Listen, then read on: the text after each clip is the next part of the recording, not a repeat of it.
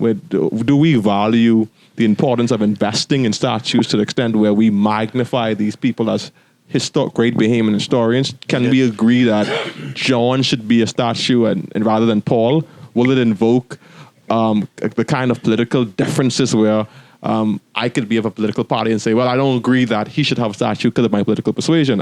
Can we have the maturity to agree that, despite our political differences, that some Bahamians have done some great things for this country, and we should honor them through using taxpayers' dollars with statues? But it goes deeper, and I think the point that you make is powerful, and as you point to it immediately to politics, and we have built statues, but we've built flowers and crawfish and pigeons. Okay. Because we could agree on those things. All right. Yeah. Okay. And but there again, I say that sarcastically, but also with some kind of niceness, because that is what we're reflecting to. We're looking still at our environment, and this is how we're identifying ourselves with the things around us, with the nature around us, and that's a beautiful thing. Okay. And that's what we want to monumentalize is the nature around us, the beauty around us, and so that too is nice, eh?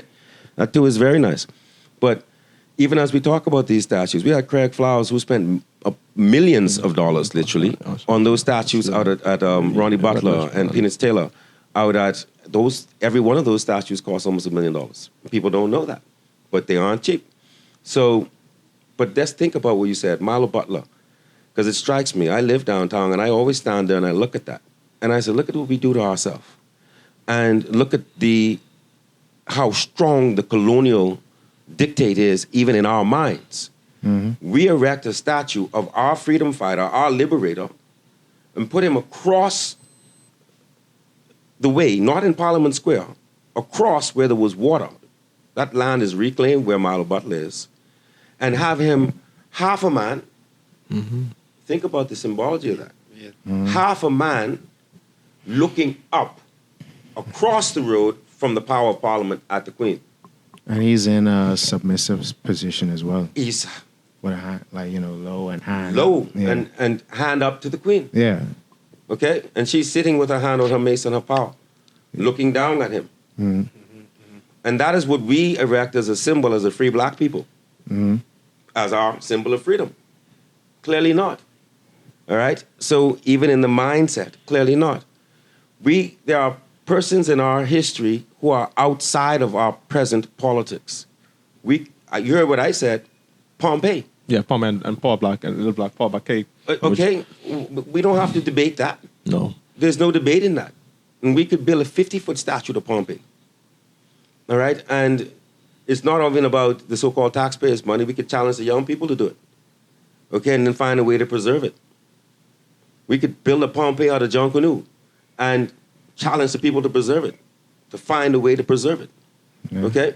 So, but we haven't even done that out of a John Canoe piece and find a place to honor to John Canoe and put it and place it. So, okay, the one thing that has been done since I've last been on the show is the box.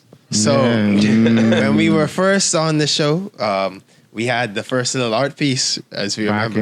When it was March? When the pandemic first started kicking off.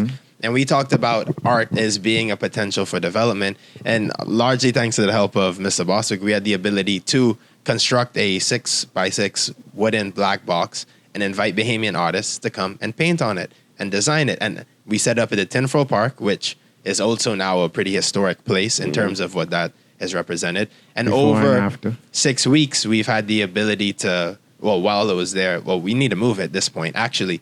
Maybe that is it. We made this monument to represent Bahamian creativity, innovation, culture, and had so many people come together. And now we have an opportunity to even move this box somewhere. My idea is, again, how do you move the box to a place that can represent something? And that box, in terms of budget, with everything included, was not more than $5,000 to make a box. And it's only 6 feet. You could easily, you think about, who has to do it? A lot of people have land. A lot of people live in different constituencies, different neighborhoods, have private buildings. People can come together on the land that they own, come to agreement and say, let's invest in Bahamian art or a Bahamian monument. And that can take not more than hundreds or thousands of dollars to make. And you could do it mass. You could build a campaign now over the next year to have easily over 100 of them built in different places and have them sponsored by private businesses or public entities and litter the entire country with stories and expression, and think about how that changes the narrative for the people who see them as well as the people who take part in it. And I think that's been our example of taking a stand of not something huge, it's not anything abrasive, it's a small step to represent something and show what is possible when some people can come together. So my pitch is a lot of monuments and a lot of